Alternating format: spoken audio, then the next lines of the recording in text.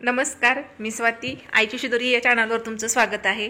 आपण इडली रेसिपी, इडलीसोबत खाणारी चटणी ह्या दोन्ही रेसिपी यूट्यूबला अपलोड केलेल्या आहेत. ज्यांनी कोणी पाहिलं नाही तर पाहून घ्या. तर सगळ्यांची रिक्वेस्ट होती की सांबर रेसिपी पण दाखवा, तर तोच आज व्हिडिओ तुमच्यासोबत शेअर करते. इथे 1 वाटी तुरीची डाळ घेतलेली आहे, तर ही मी कुकरमध्ये शिजवणार आहे. तर कुकरमध्ये टाकली आणि एकदा पाण्याने धुवून काढलं, म्हणजे वरची धूळ म्हणा कचरा म्हणा निघतो.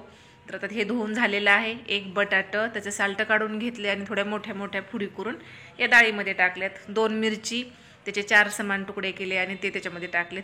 तर 1 शेवग्याची शेंग आहे, अर्धा चमचा जिरे, 1 चमचा हळद, आपण जसं वरणाला किंवा डाळ लावते वेळेस हळद टाकतो त्याप्रमाणे, आणि पाणी. तर इथे 2 ग्लास पाणी टाकलेलं आहे. छोट्या ग्लासने 2 ग्लास पाणी. आता हे एकदा मिक्स करून घेतलं आणि आता इथे गॅस लावलाय आणि गॅसवर हे आपल्याला शिजवून घ्यायचे. तर आपल्याला सर्वांना माहितीच आहे की डाळ शिजण्यासाठी 3 शिट्ट्या घ्याव्या लागतात, तर 3 शिट्ट्या आपल्याला ह्या घ्यायच्या. तर इकडे मी आता आंबट गोड वरण असतं, सांबर असतं, त्यामुळे मी इथे चिंच घेतलेली आहे, 4-5 तुकडे चिंचाचे, आणि गूळ घेतलेला आहे. तर हे गूळ आणि चिंच गरम पाण्यामध्ये भिजत घातले. तर आपल्या कुकरलाही पहिली शिट्टी झालेली आहे. तर अशा आपल्याला 3 शिट्ट्या घ्यायच्यात. मीडियम स्पीडवर 3 शिट्ट्या घ्यायच्या, म्हणजे आपली डाळ चांगली शिजली जाते. तर इथे पहा, इथे आपली डाळ शिजलेली आहे आणि शेवटची शिट्टीवरती न जाऊ देता तसंच ते झाकून ठेवायचे. तर तोपर्यंत आपल्याला सांबराला लागणारी बाकीची तयारी करायची. इथे कांदा घेतला, 1 टोमॅटो, कोथिंबीर, अद्रक, लसूण. तर अगोदर मी लसूण, अद्रक आणि त्यासोबत थोडेसे जिरे बारीक वाटून घेतलेत. तर ही पेस्ट तयार आहे. टोमॅटो चिरून घेतलेला आहे, कोथिंबीर चिरून घेतली, कांदा कापून घेतलेला आहे, आणि इथे 4 लाल मिरची फोडणीसाठी घेतलेल्या आहेत. तर इथे कुकरची वाफ पण गेलेली आहे, हे पहा. आणि आपली जी डाळ आहे ती मस्त शिजलेली आहे.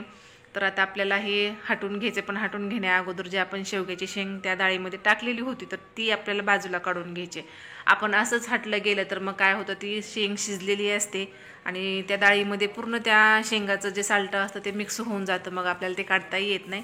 त्यामुळे अगोदर आपल्याला ती शेंग बाजूला काढून घ्यायची आणि एक पळी घ्यायची आणि पळीने चांगलं वरण हाटून घ्यायचं. तुमच्याकडे छोटी रवी असेल तर तुम्ही रवीने पण हाटू शकता, पण या पळीने पण चांगलं वरण हाटलं जातं.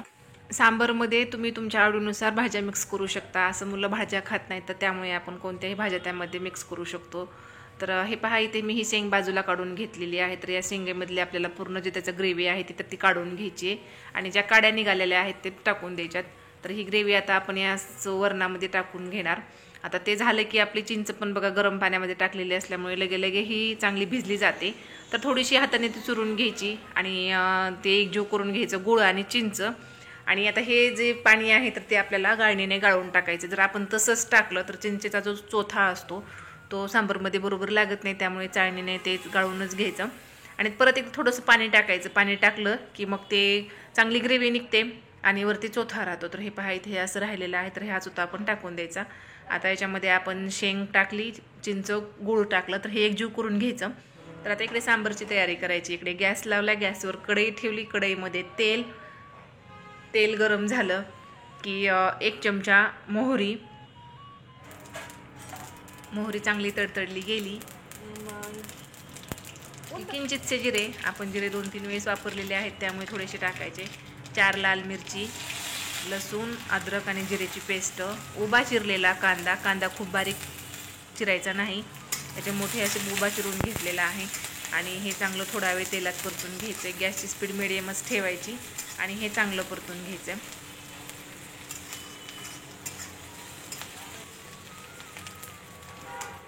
हे पहा, इथे कांदा परतला गेला. तर आपण जे टोमॅटो चिरून घेतलेला आहे तर तो पण ते आपल्याला तेलामध्ये थोडा वेळ परतून घ्यायचा. बारीक चिरलेली कोथिंबीर, तर कोथिंबीर मी सगळीच वापरलेली नाही, थोडीशी कोथिंबीर ठेवलेली आहे. नंतर सांबर तयार झालं की आपल्याला सांबरच्या वरती टाकायला. किंचितशी हळद, 1 चमचा लाल तिखट, आणि हा सांबर मसाला आहे. तिखट तुम्ही तुमच्या आवडीनुसार वापरू शकता. आपण सुरुवातीला फोडणीमध्ये लाल मिरची पण वापरलेली आहे, त्यामुळे मी 1 चमचा लाल तिखट वापरलेलं आहे आणि थोडंसं पाणी. तर थोड्याशा पाण्यामध्ये हे थोडा वेळ आपल्याला चांगलं शिजवून घ्यायचं आहे. हे पहा, मस्त असं थोडंसं ह्याला शिजले. तर हे आपल्याला कुकरमध्ये सोडून घ्यायचं आहे.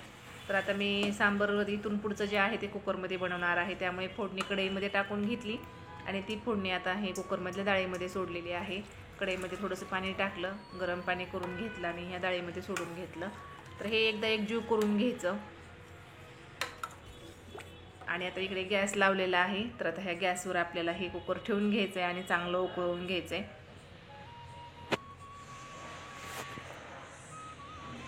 हे एकदा एकजीव करून घ्यायचं. चवीनुसार मीठ आणि गॅसची स्पीड कमी करून ह्याला मस्त अशी उकळी देऊन घ्यायची. तर आपण जी थोडीशी कोथिंबीर ठेवलेली होती तर ती वरतून अजून थोडीशी कोथिंबीर टाकलेली आहे.